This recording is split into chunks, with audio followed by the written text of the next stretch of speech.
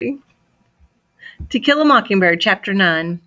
You can just take that back, boy. This order, given by me to Cecil Jacobs, was the beginning of a rather thin time for Jim and me. My fists were clenched and I was ready to let fly.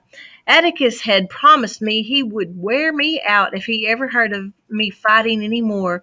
I was far too old and too big for such childish things, and the sooner I learned to hold in, the better off everybody would be. I soon forgot. Cecil Jacobs made me forget.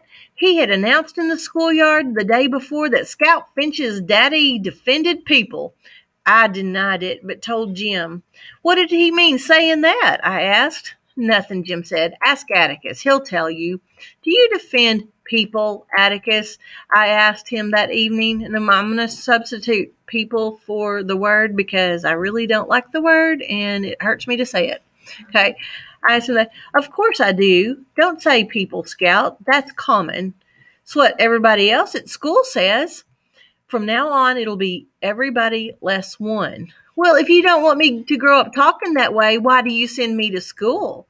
My father looked at me mildly, amusement in his eyes. Despite our compromise, my campaign to avoid school had continued in one form or another since my first day's dose of it. The beginning of last September had brought on sinking spells, dizziness, and mild gastric complaints. I went so far as to pay a nickel for the privilege of rubbing my head against the head of Miss Rachel's cook's son, who was afflicted with a tremendous ringworm.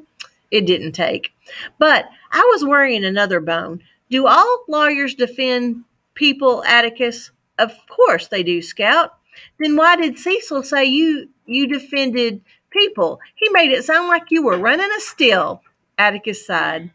I'm simply defending a person. His name is Tom Robinson. He lives in that little settlement beyond the town dump. He's a member of Calpurnia's church, and Cal knows his family well. She says they're clean-living folks. Scout, you aren't old enough to understand some things, but there's been some high talk around town to the effect that I shouldn't do much about defending this man. It's a peculiar case. It won't come to trial until summer session. John Taylor was kind enough to give us a postponement. If you shouldn't be defending him, then why are you doing it?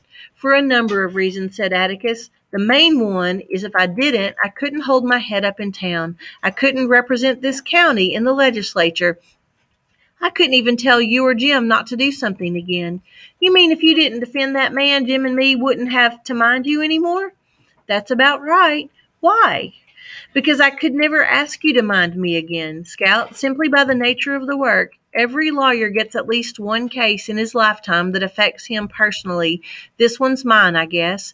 You might hear some ugly talk about it at school, but do one thing for me, if you will.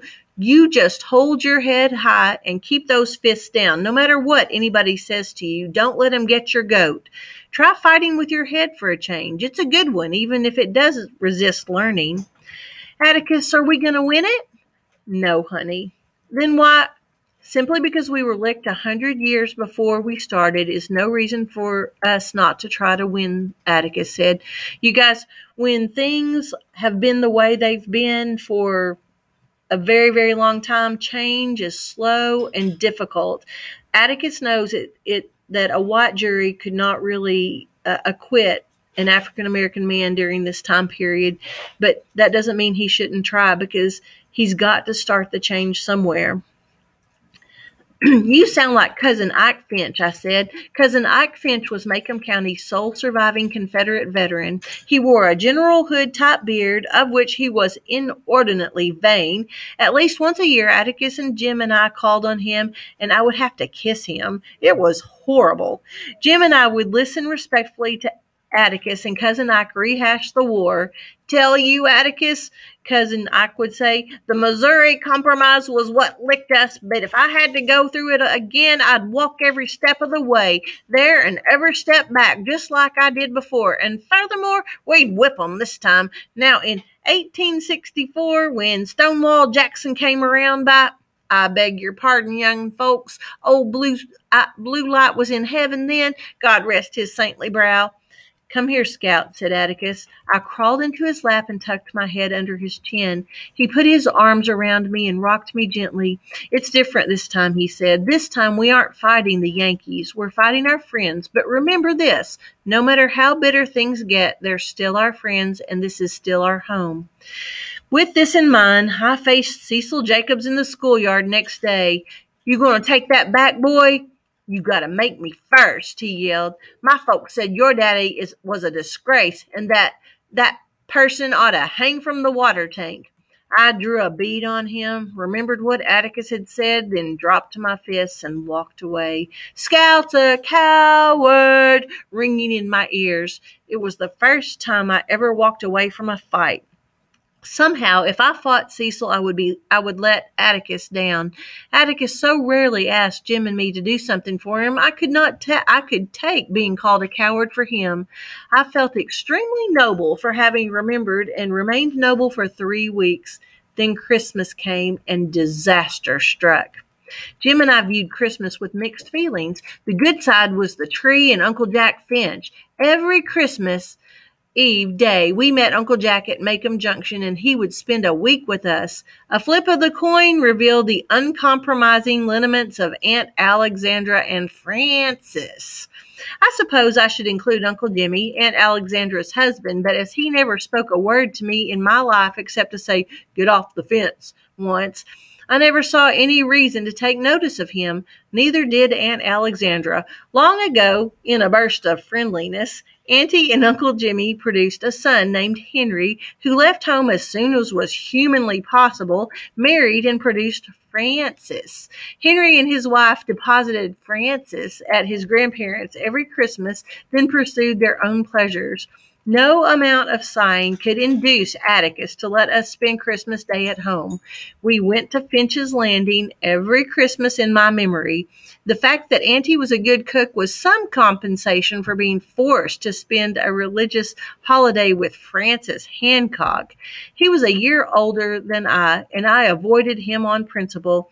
He enjoyed everything I disapproved of and disliked my ingenuous diversions. Aunt Alexandra was Atticus's sister, but when Jim told me about changelings and siblings, I decided that she had been swapped at birth, that my grandparents had perhaps received a Crawford instead of a Finch. Had I ever harbored the mystical notions about mountains that seemed to obsess lawyers and judges, Aunt Alexandra would have been analogous, like an analogy, to Mount Everest. Throughout my early life, she was cold and there. When Uncle Jack jumped down from the train Christmas Eve day, we had to wait for the porter to hand him 2 long packages. Jim and I always thought it funny that Uncle Jack pecked Atticus on the cheek. They were the only 2 men we ever saw kiss each other. Uncle Jack shook hands with Jim and swung me high, but not high enough. Uncle Jack was a head shorter than Atticus, the baby of the family. He was younger than Aunt Alexandra. He and Auntie looked alike, but Uncle Jack made better use of his face. We were never wary of his sharp nose and chin. He was one of the few men of science who never terrified me, probably because he never behaved like a doctor. Whenever he performed a minor service for Jim and me, as removing a splinter from a foot, he would tell us exactly what he was going to do, give us an estimation of how much it would hurt, and explain the use of any tongs he employed. One Christmas, I lurked in corners nursing a twisted splinter in my foot, permitting no one to come near me.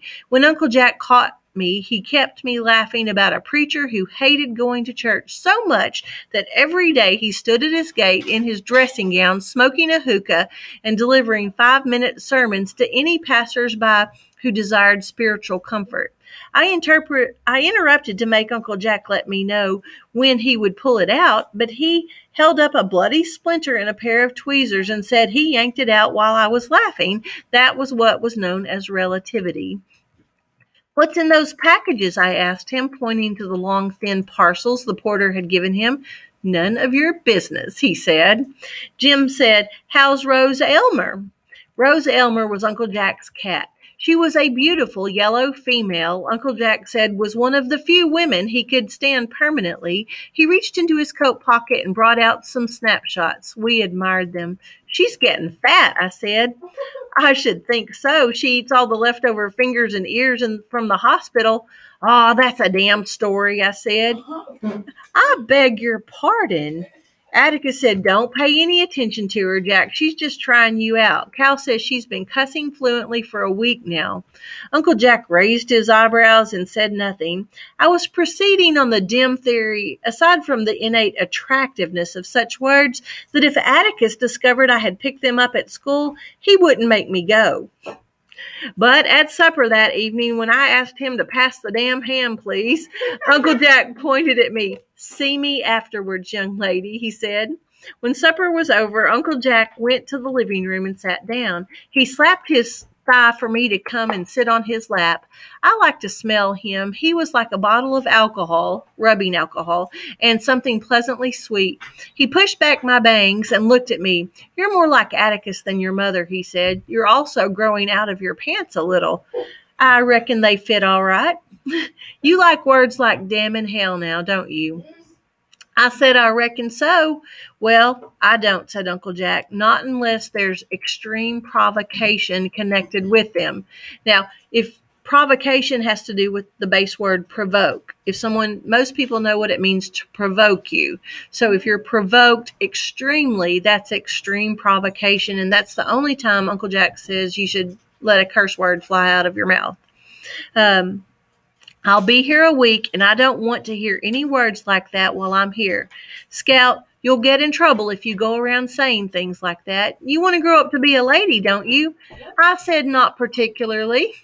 Of course you do. Now let's get to the tree. We decorated the tree until bedtime, and that night I dreamed of 2 long packages for Jim and me. Next morning, Jim and I dived for them. They were from Atticus, who had written Uncle Jack to get them for us, and they were what we had asked for. Don't point them in the house, said Atticus, when Jim aimed at a picture on the wall. You'll have to teach them to shoot, said Uncle Jack. That's your job, said Atticus. I merely bowed to the inevitable. It took Atticus's courtroom voice to drag us away from the tree. He declined to let us take our air rifles to the landing. I had already begun to think of shooting Francis, and said if we made one false move, he'd take them away from us for good. Finch's Landing consisted of 366 steps down a high bluff and ending in a jetty. Farther downstream, beyond the bluff, were traces of an old cotton landing where Finch people had loaded bales and produce, unloaded blocks of ice, flour and sugar, farm equipment, and feminine apparel. A 2-rut road ran from the riverside and vanished among dark trees. At the end of the road was a 2-storied white house with porches circling it upstairs and downstairs. In his old age, our ancestor, Simon Finch, had built it to please his nagging wife, but with the porches, all resemblance to ordinary houses of its era ended. The internal arrangements of the Finch house were indicative of Simon's guilelessness and the absolute trust with which he regarded his offspring. There were 6 bedrooms upstairs, 4 for the 8 female children, 1 for Welcome Finch, the sole son, and 1 for visiting relatives. Simple enough, but the daughters' rooms could be reached only by one staircase, Welcome's room and the guest room only by another. The daughter's staircase was in the ground floor bedroom of their parents, so Simon always knew the hours of his daughter's nocturnal comings and goings. There was a kitchen separate from the rest of the house, tacked onto it by a wooden catwalk. In the backyard was a rusty bell on a pole used to summon field hands or as a distress signal. A widow's walk was on the roof, but no widows walked there. From it, Simon oversaw his overseer, watched the riverboats, and gazed into the lives of surrounding landholders. There went with the house the usual legends about Yankees. One Finch female, recently engaged, donned her complete trousseau to save it from the raiders in the neighborhood. She became stuck in the door to the daughter's staircase, but was doused with water and finally pushed through. When we arrived at the landing, Aunt Alexandra kissed Uncle Jack, Francis kissed Uncle Jack, Uncle Jimmy shook hands silently with Uncle Jack, Jim and I gave our presents to Francis, who gave us a present. Jim felt his age and gravitated to the adults, leaving me to entertain our cousin. Francis was 8 and slicked back his hair. "What'd you get for Christmas?" I asked politely. "Just what I asked for," he said. Francis had requested a pair of knee pants, a red leather book sack, 5 shirts, and an untied bow tie. "That's nice," I lied. "Jim and me got air rifles, and Jim got a chemistry set." "A toy one, I reckon." "No, a real one. He's going to make me some invisible ink, and I'm going to write to Dill in it." Princess asked what was the use of that. "Well, can't you just see his face when he gets a letter from me with nothing in it? It'll drive him nuts." Talking to Francis gave me the sensation of settling slowly to the bottom of the ocean. He was the most boring child I ever met. As he lived in Mobile, he could not inform on me to school authorities, but he managed to tell everything he knew to Aunt Alexandra, who in turn unburdened herself to Atticus, who either forgot it or gave me hell, whichever struck his fancy. But the only time I ever heard Atticus speak sharply to anyone was when I once heard him say, "Sister, I do the best I can with them." It had something to do with my going around in overalls. Aunt Alexandra was fanatical on the subject of my attire. I could not possibly hope to be a lady if I wore breeches. When I said I could do nothing in a dress, she said I wasn't supposed to be doing things that required pants. Aunt Alexandra's vision of my deportment involved playing with small stoves, tea sets, and wearing the Ada Pearl necklace she gave me when I was born. Furthermore, I should be a ray of sunshine in my father's lonely life. I suggested that one could be a ray of sunshine in pants just as well, but Auntie said that one had to behave like a sunbeam, that I was born good but had grown progressively worse every year.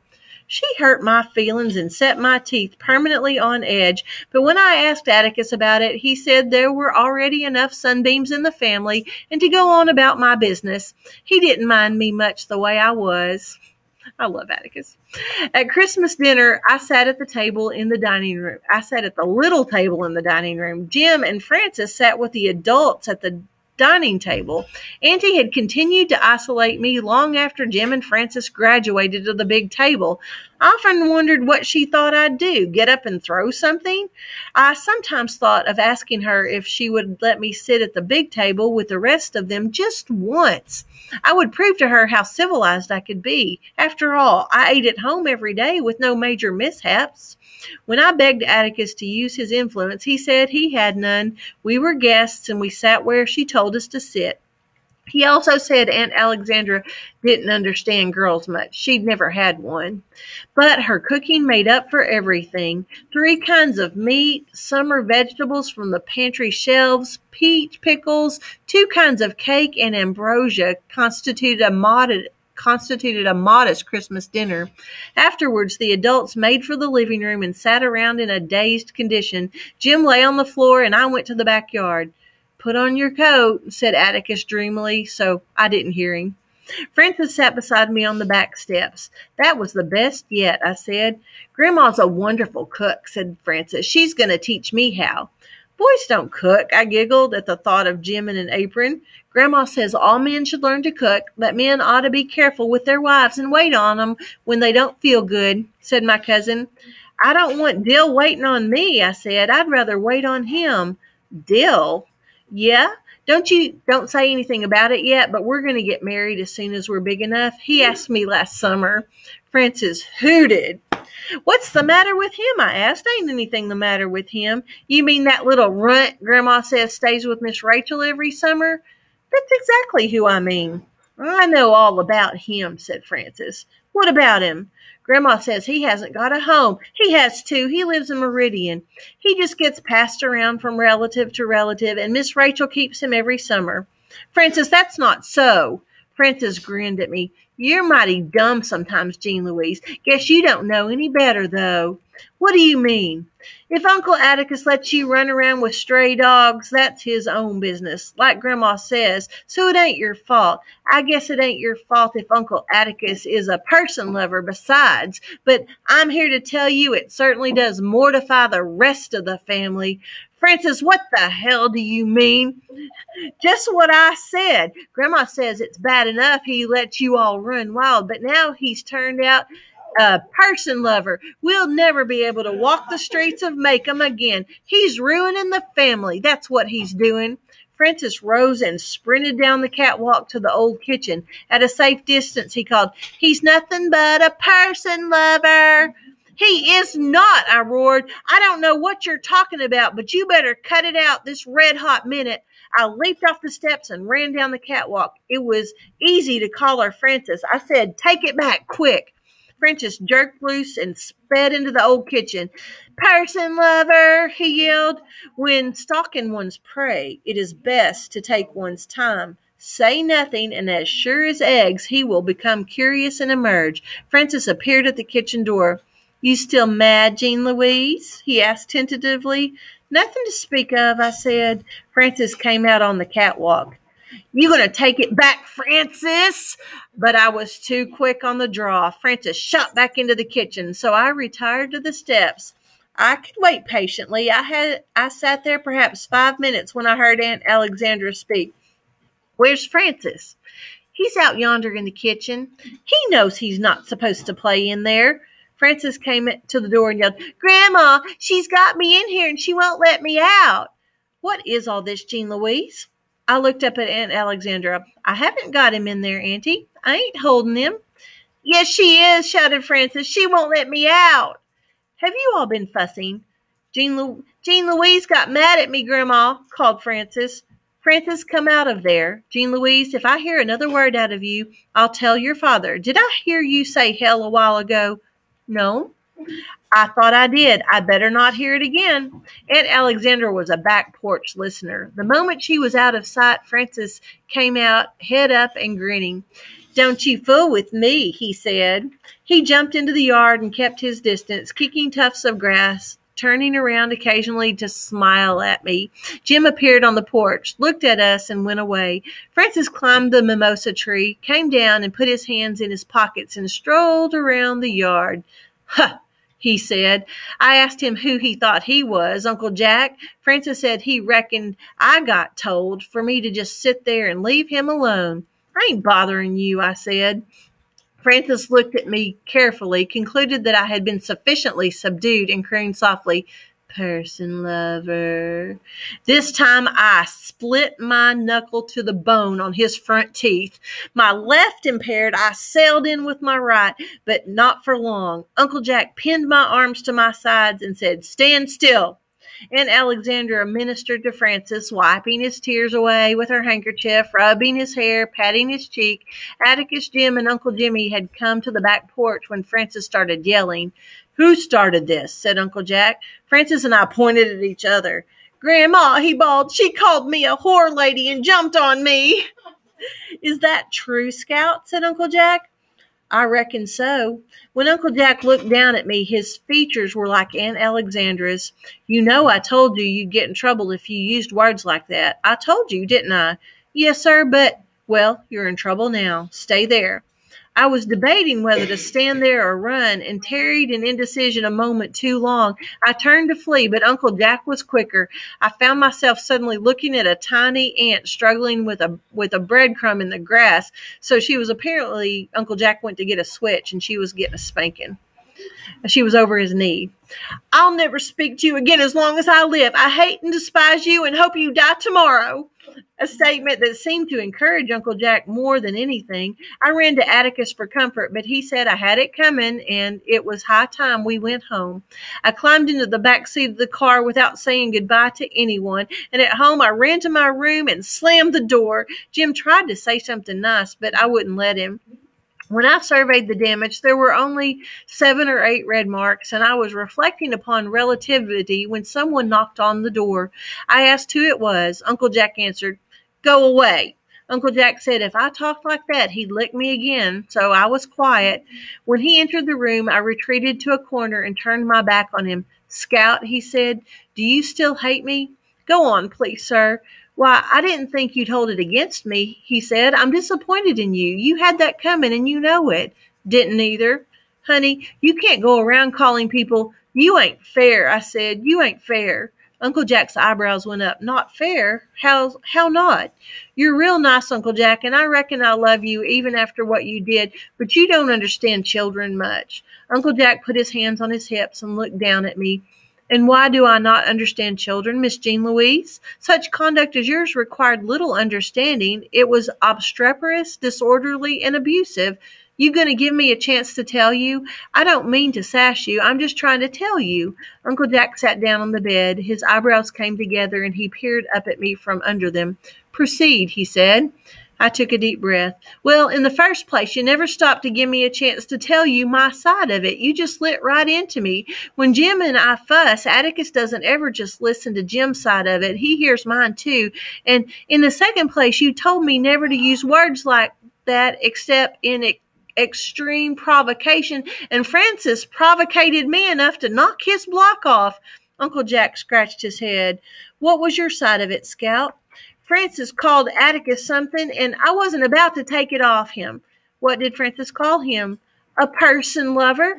I ain't very sure what it means, but the way Francis said it, tell you one thing right now, Uncle Jack, I swear before God, if I'll sit there and let him say something about Atticus. He called Atticus that? Yes, sir, he did, and a lot more. Said Atticus was the ruination of the family, and he let Jim and me run wild. From the look on Uncle Jack's face, I thought I was in for it again. When he said, we'll see about this, I knew Francis was in for it. I've a good mind to go out there tonight. Please, sir, just let it go, please. I've no intention of letting it go, he said. Alexandra should know about this. Now, where did Francis hear that stuff? From her. Alexandra should know about this. The idea of, wait till I get my hands on that boy. Uncle Jack, please promise me something. Please, sir, promise you won't tell Atticus about this. He asked me one time not to let anything I heard about him make me mad, and I'd rather him think we were fighting about something else instead. Please promise. But I don't like Francis getting away with something like that. He didn't. You reckon you could tie up my hand? It's still bleeding some. Of course I will, baby. I know of no hand I would be more delighted to tie up. Will you come this way? Uncle Jack gallantly bowed me to the bathroom. While he cleaned and bandaged my knuckles, he entertained me with a tale about a funny, nearsighted old gentleman who had a cat named Hodge and who counted all the cracks in the sidewalk when he went to town. There now, he said, you'll have a very unladylike scar on your wedding ring finger. Thank you, sir. Uncle Jack, ma'am, what's a whore lady? Uncle Jack plunged into another long tale about an old prime minister who sat in the House of Commons and blew feathers in the air and tried to keep them there when all about him men were losing their heads. I guess he was trying to answer my question, but he made no sense whatsoever. Later, when I was supposed to be in bed, I went down the hall for a drink of water and heard Atticus and Uncle Jack in the living room. I shall never marry, Atticus. Why? I might have children. Atticus said, you've a lot to learn, Jack. I know. Your daughter gave me my first lessons this afternoon. She said I didn't understand children much and told me why. She was quite right. Atticus, she told me how I should have treated her. Oh, dear, I'm so sorry I romped on her. Atticus chuckled. She earned it, so don't feel too remorseful. I waited on tenterhooks for Uncle Jack to tell Atticus my side of it, but he didn't. He simply murmured, her use of bathroom invective leaves nothing to the imagination, but she doesn't know the meaning of half she says. She asked me what a whore lady was. Did you tell her? No, I told her about Lord Melbourne. Jack, when a child asks you something, answer him for goodness sake, but don't make a production of it. Children are children, but they can spot an evasion quicker than adults. An evasion simply muddles them. No, my father mused, you had the right answer this afternoon, but the wrong reasons. Bad language is a stage all children go through, and it dies with time when they learn they're not attracting attention with it. Hot-headedness isn't. Scout's got to learn to keep her head and learn soon with what's in store for her these next few months. She's coming along, though. Jim's getting older, and she follows his example a good bit now. All she needs is assistance sometimes. Atticus, you've never laid a hand on her. I admit that. So far, I've been able to get by with threats. Jack, she minds me as well as she can. Doesn't come up to scratch half the time, but she tries. That's not the answer, said Uncle Jack. No, the answer is she knows, I know, she tries. That's what makes the difference. What bothers me is that she and Jim will have to absorb some ugly things pretty soon. I'm not worried about Jim keeping his head, but Scout just as soon jump on someone as look at him if her pride's at stake. I waited for Uncle Jack to break his promise. He still didn't. Atticus, how bad is this going to be? And he means the trial with Tom Robinson. You haven't had too much chance to discuss it. It couldn't be worse, Jack. The only thing we've got is a black man's word against the Yules. The evidence boils down to you did, I didn't. The jury couldn't possibly be expected to take Tom Robinson's word against the Yules. Are you acquainted with the Yules? Uncle Jack said yes, he remembered them. He described them to Atticus, but Atticus said, you're a generation off. The present ones are the same, though. What are you going to do then? Before I'm through, I intend to jar the jury a bit. I think we'll have a reasonable chance on appeal, though. I really can't tell at this stage, Jack. You know, I'd hoped to get through life without a case of this kind, but John Taylor pointed at me and said, you're it. Kind of like God pointed at Jesus and said, you're it. That's why Atticus is a Christ archetype. Let this cup pass from you, eh? And that's what Jesus prayed in the Garden of Gethsemane before he went to the cross. Let this cup pass from me, but if it be your will, I'll do it. Right, but do you think I could face my children otherwise? You know what's going to happen as well as I do, Jack, and I hope and pray I can get Jim and Scout through it without the bitterness, and most of all, without catching Makeham's usual disease. Racism. Why reasonable people go stark raving mad when anything involving a Negro comes up is something I don't pretend to understand. I just hope that Jim and Scout come to me for their answers instead of listening to the town. I hope they trust me enough. Jean Louise? My scalp jumped. I stuck my head around the corner. Sir? Go to bed. I scurried to my room and went to bed. Uncle Jack was a prince of a fellow not to let me down, but I never figured out how Atticus knew I was listening, and it was not until many years later that I realized he wanted me to hear every word he said. End of chapter 9. It's live. Hello. Add me on Snapchat, JLR37, 2 E's. No, I like 2 R's. No. Okay. End of chapter 9. Goodbye.